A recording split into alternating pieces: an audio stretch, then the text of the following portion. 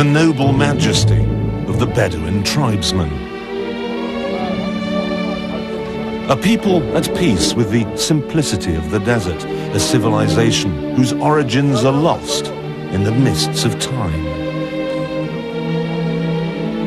Here in the United Arab Emirates, they file the Bible under modern fiction. This, of course, is all very interesting, but we're here because this is the world capital of speed.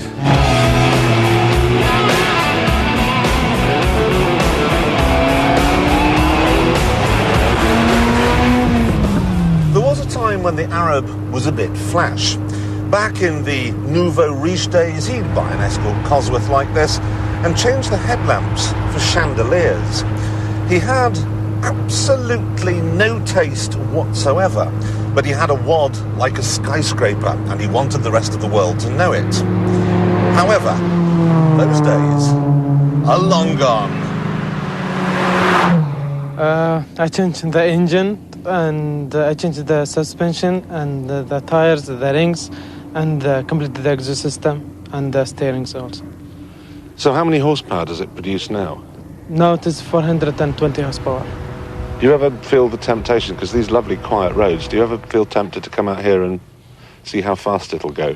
No, I didn't try that. Are you lying? No, sure I'm talking, because I mean the power that is in the car is very difficult in the top speed to be controlled. Difficult to control, eh? Well, that must make this little lot a right old handful. What we have here is an F40, an F50, a Porsche 959 and an XJ220, four of the rarest, fastest cars in the world, and they all belong to one man.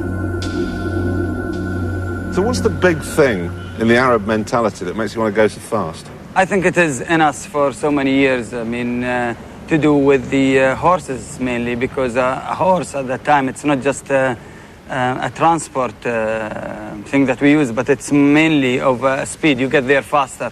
And then races has been here for generations, and it's a big sport here. So do you get out there and give these cars some stick? Sometimes you have to. I mean, otherwise, why do I buy them for? People tell me that, okay, this is not the place for them. You have to go to south of France and maybe in America, and you enjoy them. In a way, yes, but I don't think you can really enjoy the cars. If people are looking to show off and then to go after girls, maybe that's the place. But if you are looking after using them and really enjoying them, I think our place is suitable, more suitable for them. Is this a big car culture out here?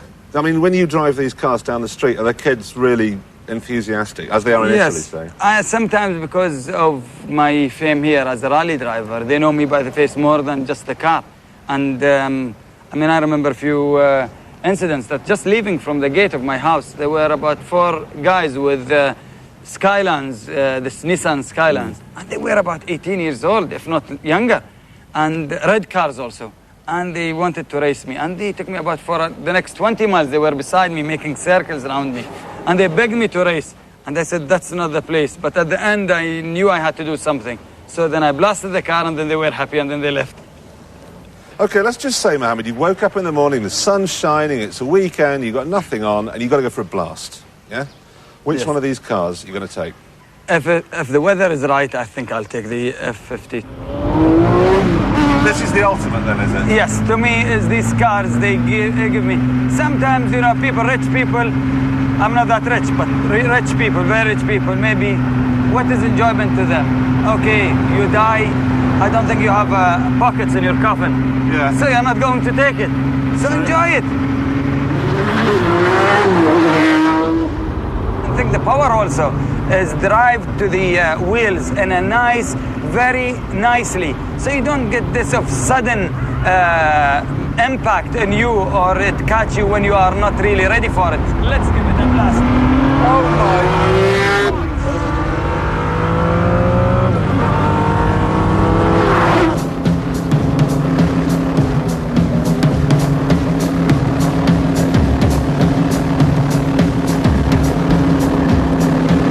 Okay, we're running down at about 100 miles an hour. What we've got here is a top deck which is like an aeroplane wing. It's brought the hull out of the water, so the two hulls out of the water. And it's Saeed's job to make sure that it stays trimmed just like this. It's my job to keep the 1800 horsepower projectile in a straight line. Not easy, as by now we're doing 130 miles an hour. What is it with these guys? I don't think we're the only Arabs that, or the only people that love speed. A lot of people worldwide, they love speed. But you find more people here who seem to be just completely addicted to it than anywhere else. Well, it's something that is with, got to do with a lot of pride, and then we have a winning team, and we use this win to, promote our country.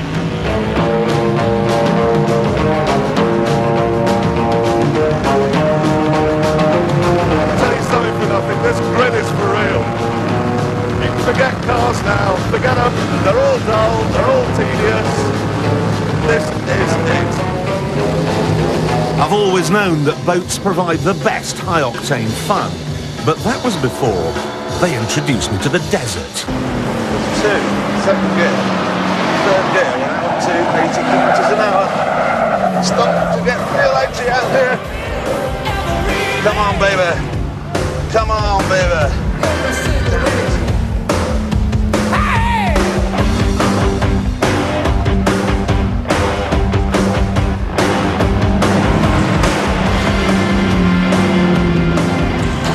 If at first you don't succeed, sod it.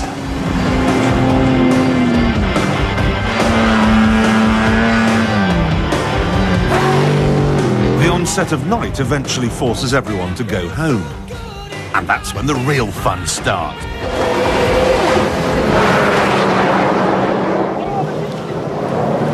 One volunteer acts as a decoy to lure the police away, and then everyone else on the equivalent of the M6 goes bonkers.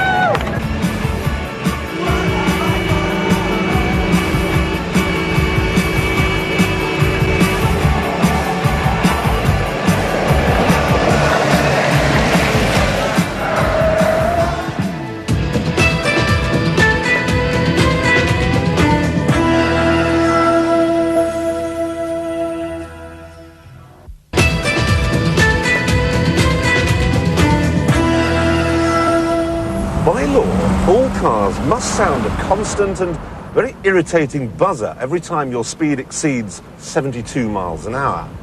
However, cunningly, I've got round the problem by taping the computer selector stalk down. It's now so busy trying to find a limit, it doesn't sound a buzzer at all.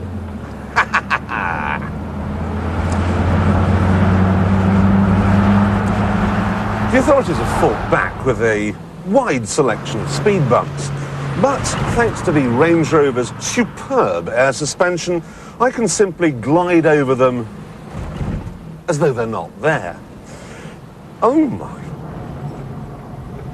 This isn't so much a speed bump as a mountain range, and you really do need low range and four-wheel drive to get over the damn thing.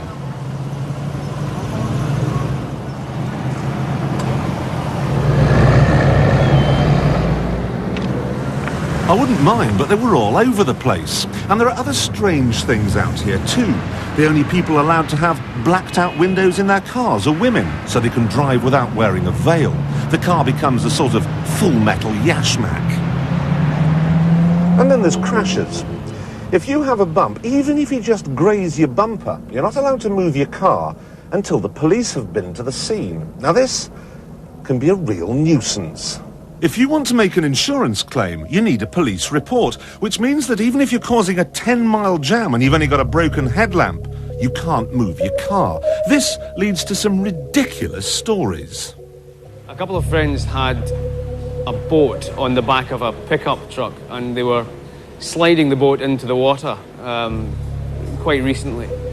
And the pickup truck sort of got away and went into the water with the boat.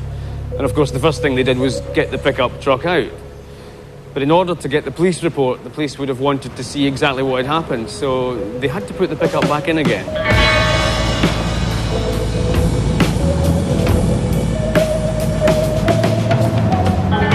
Fishing is about the only aspect of life in the Gulf where you don't haggle.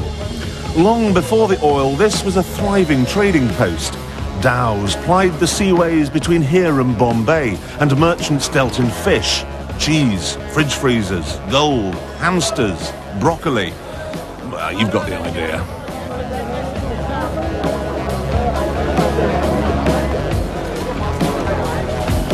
But it wasn't until they found they were sitting on an ocean of oil that the serious money started to roll in. I'm talking about the sort of money you need to build up a collection of metal like this. All these cars, and dozens more besides, belong to Abu Dhabi's Rainbow Sheikh.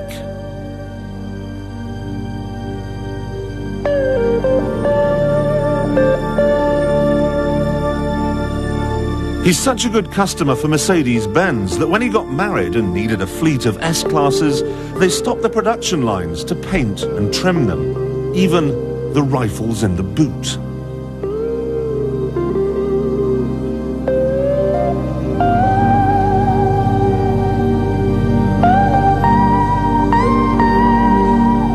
Pretty soon, though, he was bored by mainstream cars, and in 1986, he started to make his own. This was an early attempt, part Volkswagen Beetle, part lunar buggy, part magic carpet.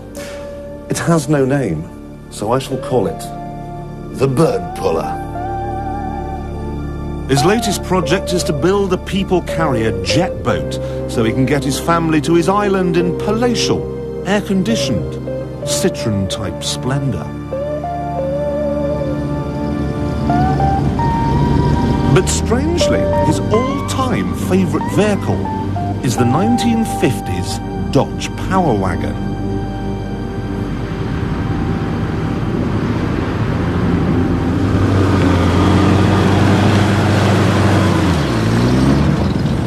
It holds a special place in his heart because it's synonymous, inseparable even, from the oil boom.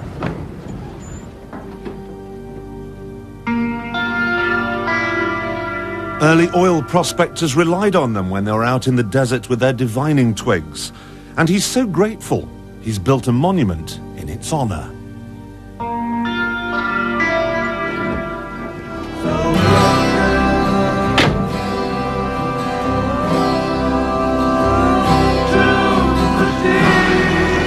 Large, isn't it? You know, I've been around the world 5 times to make this series, and what we have here in the middle of the Arabian desert is the most amazing, most sensational, most outlandish, and by far the largest car in the entire world. The wheels are from an oil rig transporter, the wipers from an ocean liner, and the headlights cost £1,000 each. Every detail is exactly 64 times bigger than the American original, a point that becomes blindingly obvious when you step inside.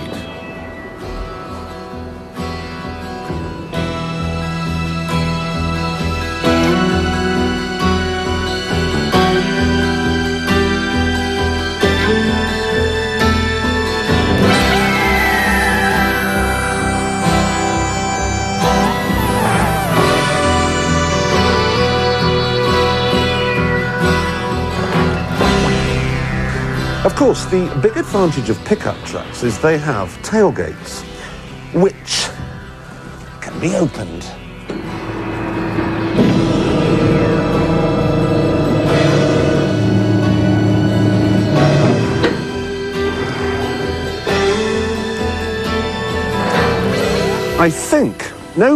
I know that this is the best view I have ever had from the back of a pickup truck. It is very important indeed that I remember to get one of these when the point-to-point season comes round again.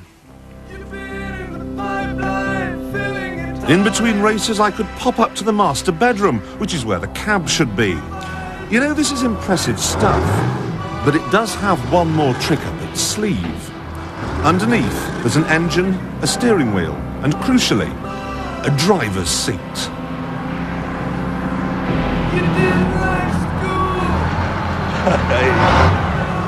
I do not believe what I just saw. It moved! There are so many questions like how and why that I think it's time to meet the man who built it, the Rainbow Sheikh. We built all the pieces of this truck, nearly 25 major pieces, in Abu Dhabi, and we take it by truck to here and we assemble it in the desert because we can't assemble it in the city because it's very wide. It's nearly 8 meters wide. What sort of engine does it have on it? We have a small engine. It's not very big, but it's to move it only for small distance. It is industrial engine, they call it GM, Detroit diesel 6-cylinder, but it's not very big. The truck engine? 300 horsepower. How much does it weigh? We don't know exactly, but it's nearly 50 ton maybe. 50 tons. Most of the time, the desert is indeed empty and quiet and peaceful. And the Sheikh really can be left alone in his own little world.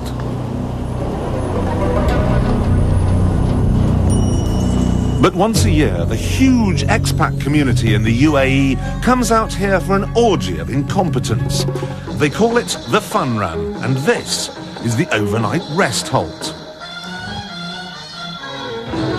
There is wine, there is song, and there are women too, but for some extraordinary reason, you rarely see one driving. There is more people. We are going together, losing together, finding the way. It's very nice. Really. And regarding the woman driving, I didn't saw anyone up till now, but tomorrow I let her to try. If we're still alive, I'll take her place. You've never been on one of these before? No, this is the first time. So at weekends, do you go out in the desert? Yes, but I never drive. I am sort of a passenger, and I enjoy the scenery. It can be dangerous, to go out in the desert on your own, just because you can get into trouble, and it's much safer if you've got a lot of people around you. Only three things matter: momentum, momentum, and momentum. You just have to take the discomfort in your stride and keep that power on. Never, ever back off. The British way, the way I've always been taught to climb sticky terrain, is this. Stop, analyse, low range, first gear, gentle revs, and then see if it'll pull you up. It doesn't work. Now let me show you the Arabic way, which is just...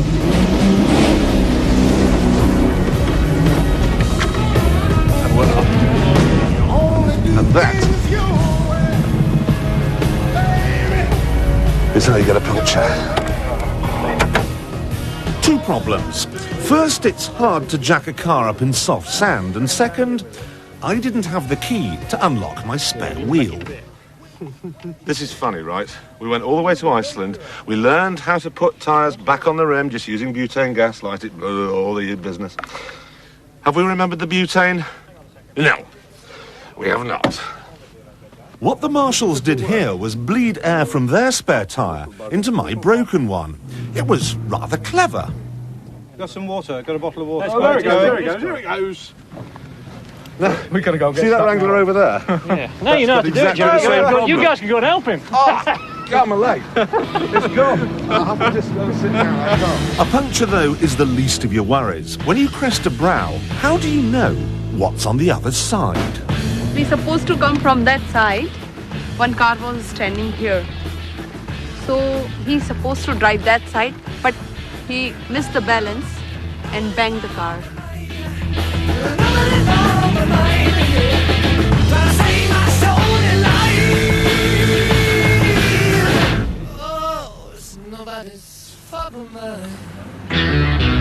Have you got a wee rope with you? Yeah, he's going to bring it down.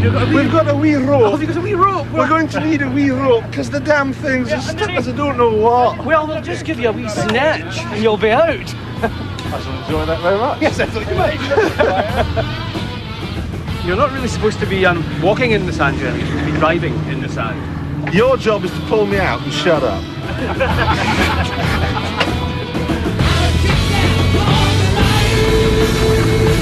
Lauren Lawrence of Doncaster.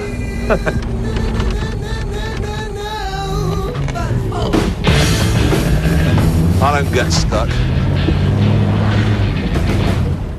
Much. Eventually, the desert is given back to the birds, which the Arabs like to hunt. In the old days, they'd come out here on camels, but today they prefer the ubiquitous Nissan Patrol. They toughen up the suspension, and because there aren't that many children to run over in the desert, they fit bull bars.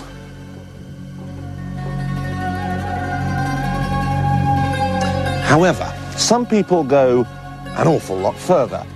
This is to the world of hunting vehicles what feta cheese is to the world of Greek cuisine. They've cut away the roof so the hunters have a panoramic view of the prey. They've taken out the carpets and fitted showers so they can wash away the blood and entrails. There's a gun rack should anything meaty come bouncing by. But best and most important of all, it has a V8. The rules work like this.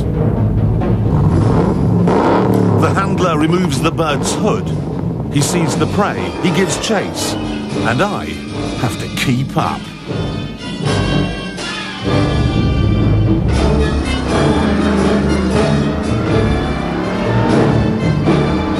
As you may have gathered, this is a tuned 4.5 litre V8. As well it has to be, because that bird has been timed on radar at 280 miles an hour.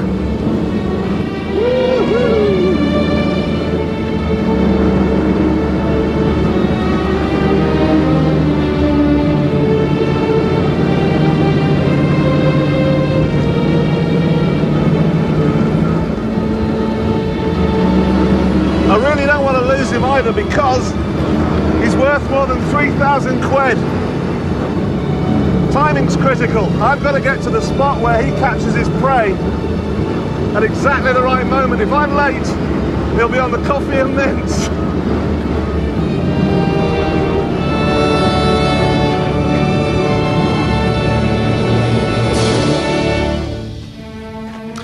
It's weird, isn't it? Speed even plays its part in the oldest sport in Arabia. I tell you what's weirder still, though, despite man's best endeavours, despite limitless petrochemical dollars, he is still the fastest thing in the Gulf.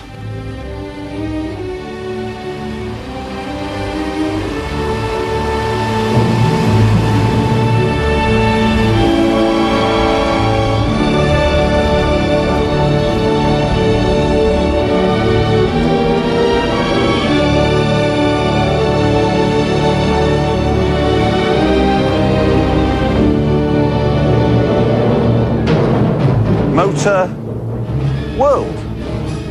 How very appropriate.